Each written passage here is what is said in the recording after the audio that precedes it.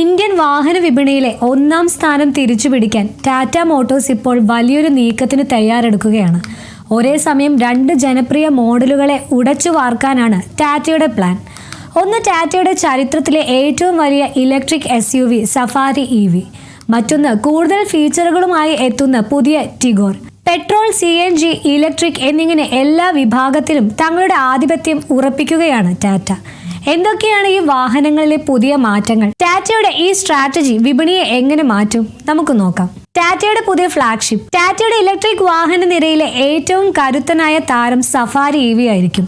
Harrier EVക്ക് മുകളിലായിരിക്കും ഇതിന്റെ സ്ഥാനം. ടാറ്റയുടെ അത്യാധുനിക ആക്റ്റീവ് EV ആർക്കിടെക്ചറിലാണ് ഇത് നിർമ്മിക്കുന്നത്. റിപ്പോർട്ടുകൾ പ്രകാരം 65 കിലോവാട്ട്, 75 കിലോവാട്ട് എന്നിങ്ങനെ രണ്ട് ബാറ്ററി ഓപ്ഷനുകൾ ഇതിലുണ്ടാകും.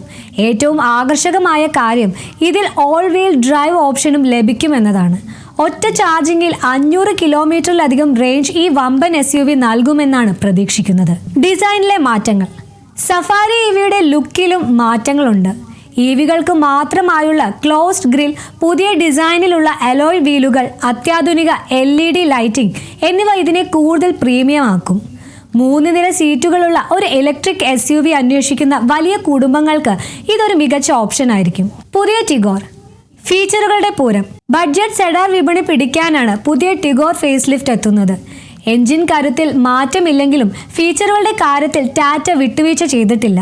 10.2 ഇഞ്ച് വലിയ touch screen, 360 degree camera, wireless charging, 6 air ബാഗുകൾ. ഇതോടെ ഡിസയറിനും ഓറയ്ക്കും വലിയൊരു വെല്ലുവിളിയാകാൻ ടിഗോറിന് സാധിക്കും. പെട്രോൾ വേർഷനൊപ്പം തന്നെ ടാറ്റയുടെ iCNG സാങ്കേതിക വിദ്യയും ഇതിൽ തുടരും.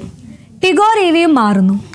ടിഗോർ EVയുടെ കാര്യത്തിൽ ടാറ്റ വിപ്ലവകരമായ മാറ്റങ്ങൾ കൊണ്ടുവരുന്നുണ്ട്. ടാറ്റയുടെ പുതിയ 6-in-1 ഇലക്ട്രിക് ഡ്രൈവ് ട്രെയിൻ ഇതിൽ ഉപയോഗിക്കും. ഏകദേശം 300 കിലോമീറ്റർ റേഞ്ച് വാഗ്ദാനം ചെയ്യുന്ന ഈ മോഡൽ കൂടുതൽ എഫിഷ്യന്റ് ആയിരിക്കും. പുതിയ ഇന്റീരിയർ തീമും സ്റ്റൈലിംഗും ടിഗോർ EVക്ക് ഒരു ഫ്രഷ് ലുക്ക് നൽകും. ടാറ്റയുടെ മൾട്ടി ഫ്യൂവൽ സ്ട്രാറ്റജി.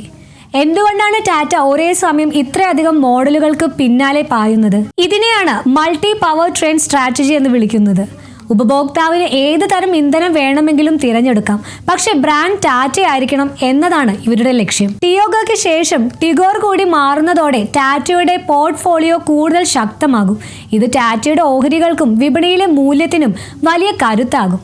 ടാറ്റയുടെ ഈ പുതിയ വാഹനങ്ങളിൽ നിങ്ങൾ ഏതാണ് കാത്തിരിക്കുന്നത്? സഫാരി EV വരുമ്പോൾ വിപണിയിലെ മറ്റ് വമ്പന്മാർക്ക് പണിയാകുമോ? നിങ്ങളുടെ അഭിപ്രായം താഴെ കമന്റ് ചെയ്യുക.